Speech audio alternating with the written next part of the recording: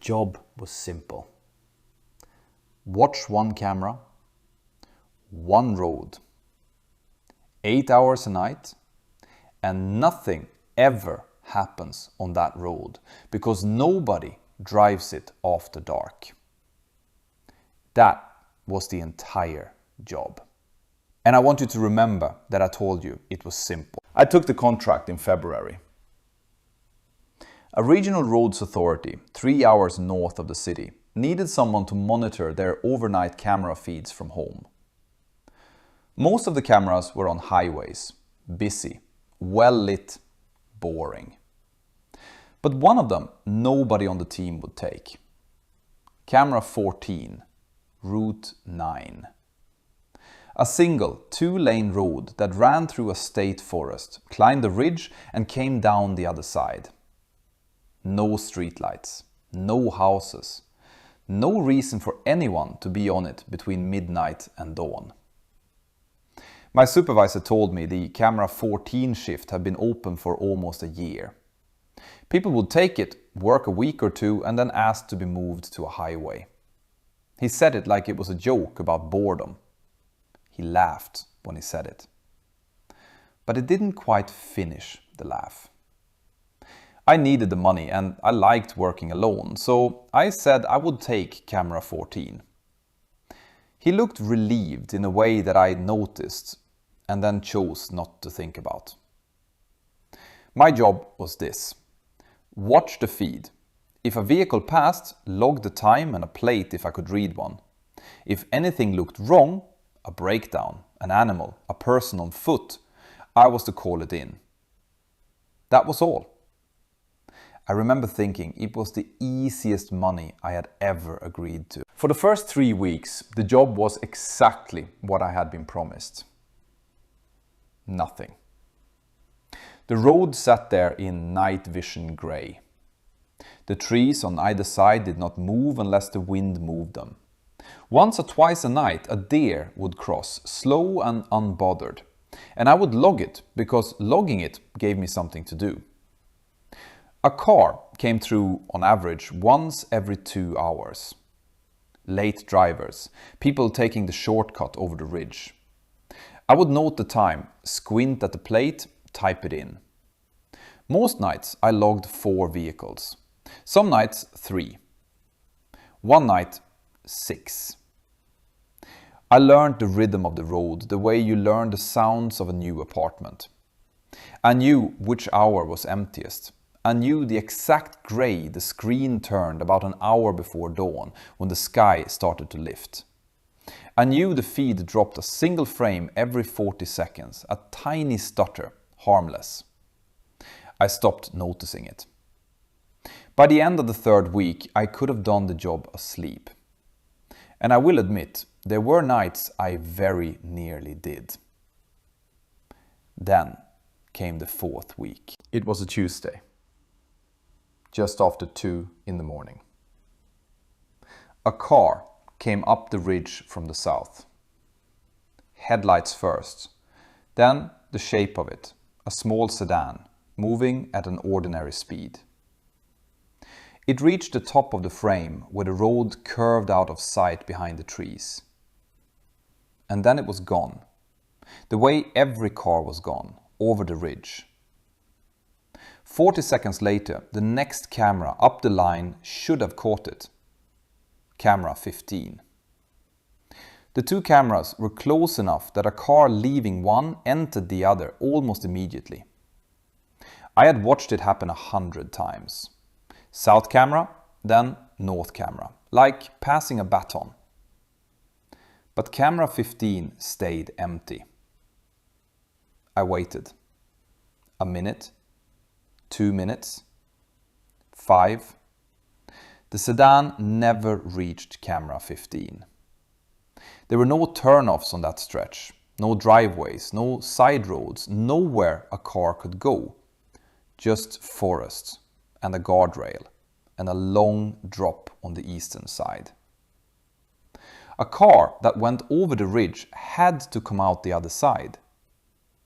This one did not. I told myself the simple things first. The driver had pulled over, stopped to rest.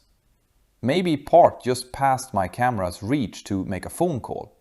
That happens, people do that. So I watched camera 15 until dawn, waiting for the sedan to finish its trip. It never did. And here is the part I keep returning to. I went back through my own log. And that night, the sedan I had watched go up the ridge was the 7th vehicle I had logged. Not the 4th, not the 5th, the 7th. On a road where I had never once logged more than 6. After that night, I started keeping 2 logs. The official one in the company software, the way I was supposed to, and a second one by hand in a notebook beside my keyboard. In the second one, I wrote down everything.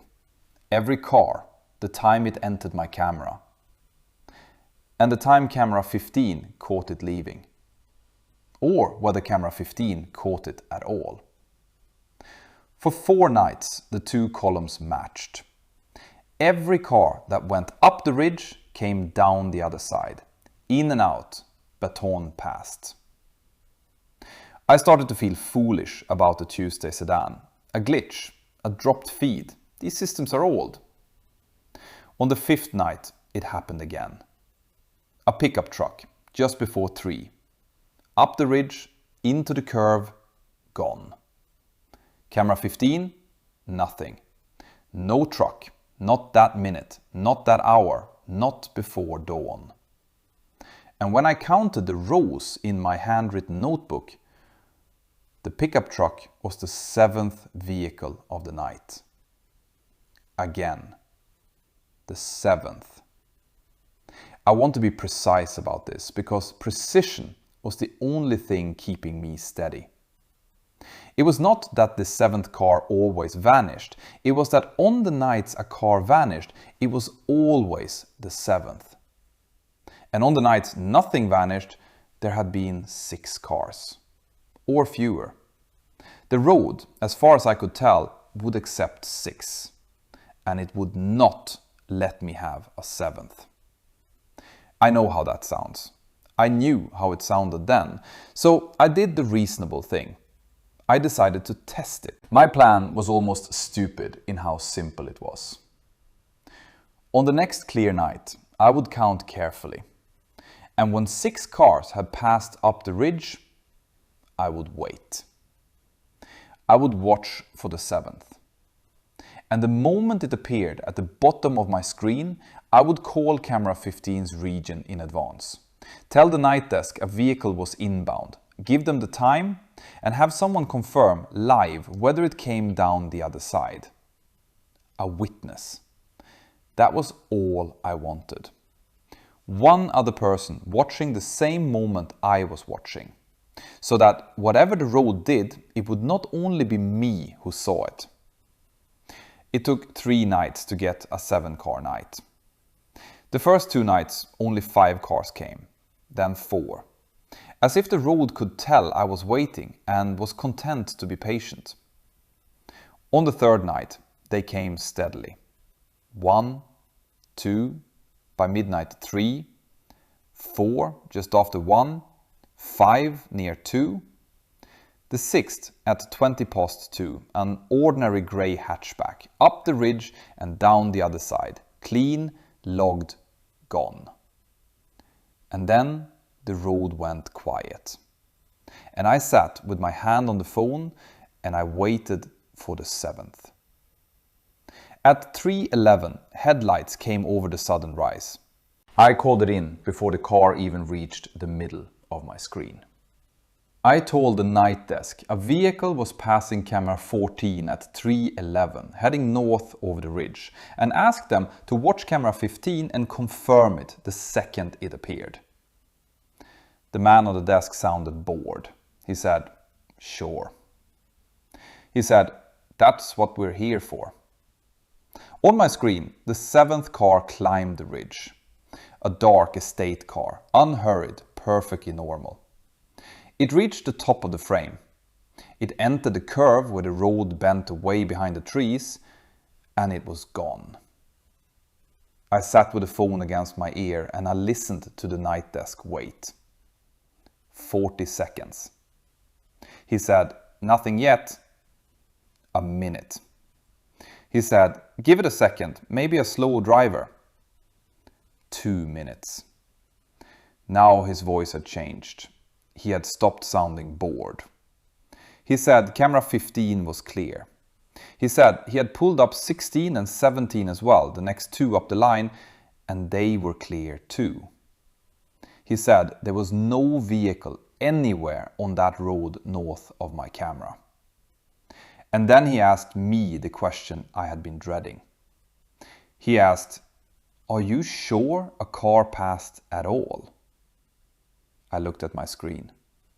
The road was empty. The estate car was not parked anywhere in my frame. It had not reversed back into view. It had gone up the ridge in plain sight, and it had not come down anywhere a camera could see. I told him yes, I was sure. I had logged it. I had the time. I had a handwritten notebook with the entry already in it. He was quiet for a moment. Then he said something I have thought about every night since. He said, "Buddy, I've watched camera 14 myself, back when it was my shift. Do yourself a favor.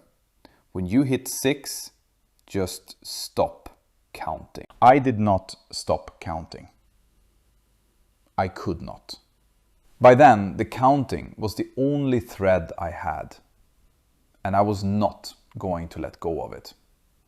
Instead, I changed the test. If the road would not let camera 15 have the 7th car, then I would look harder at the 6th. The last car the road allowed through.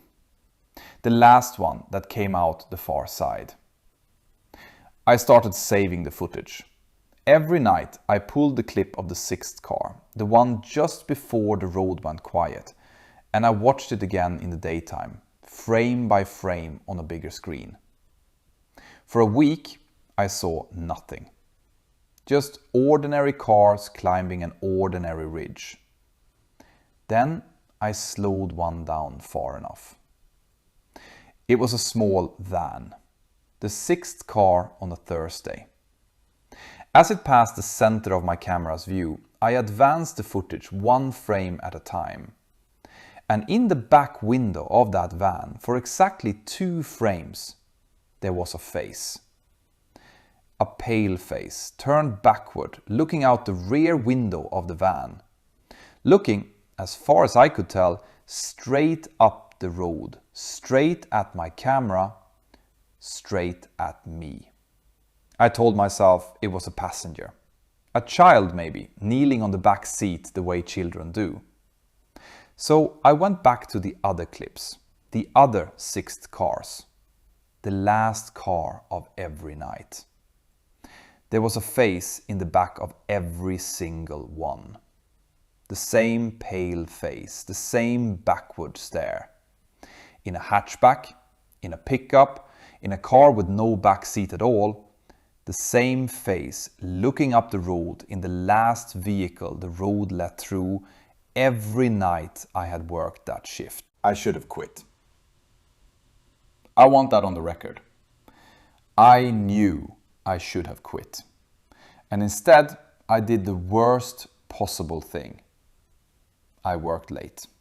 My shift ended at 6 when the day team took the highway cameras, and camera 14 simply went unwatched until dusk.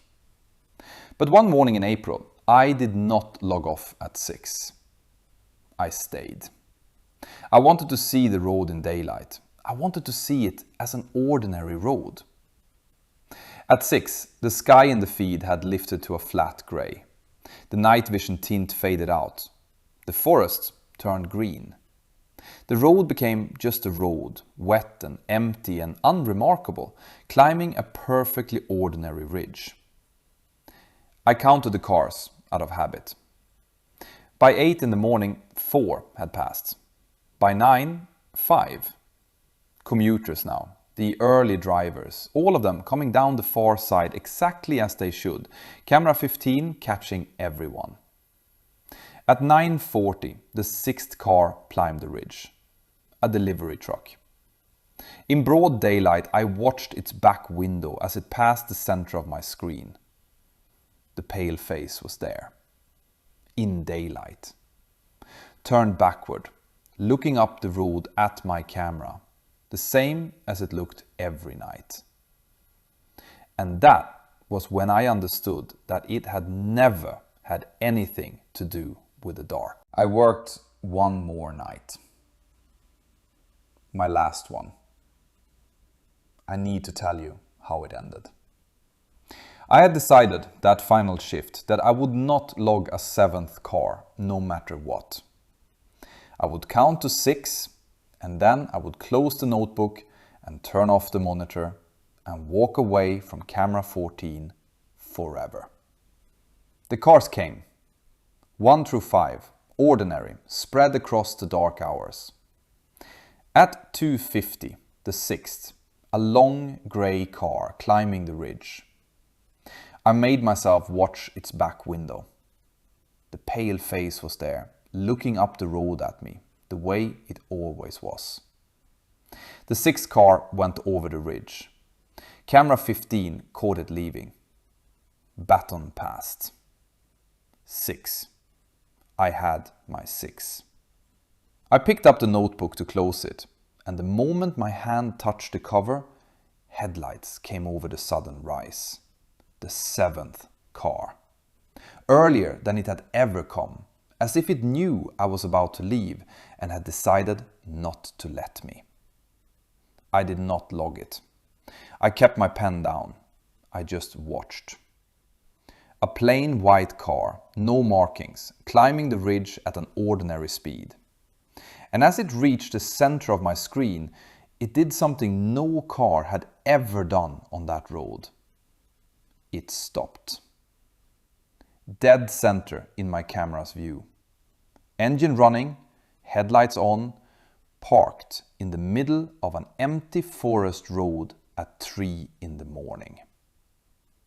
And then every door of that white car opened at once. I did not see who got out of the car because I turned the monitor off. I reached out and I pressed the button and the road went black. And I sat in the dark of my own room and I did not turn it back on. I quit the next morning. I told the supervisor camera 14 was open again. He did not sound surprised. He did not laugh this time. So here is what I will leave you with. Somewhere there is still a road through a forest and a camera watching it. And a person tonight watching the camera. And that road will let them log 6 cars. It always will. 6 is allowed. But if you are ever that person and you reach the 7th, do not log it. Do not call it in. And whatever you do, do not stay long enough to see it stop. Because the 7th car has been counting too. And it knows exactly how many nights you have watched it pass. Sleep well.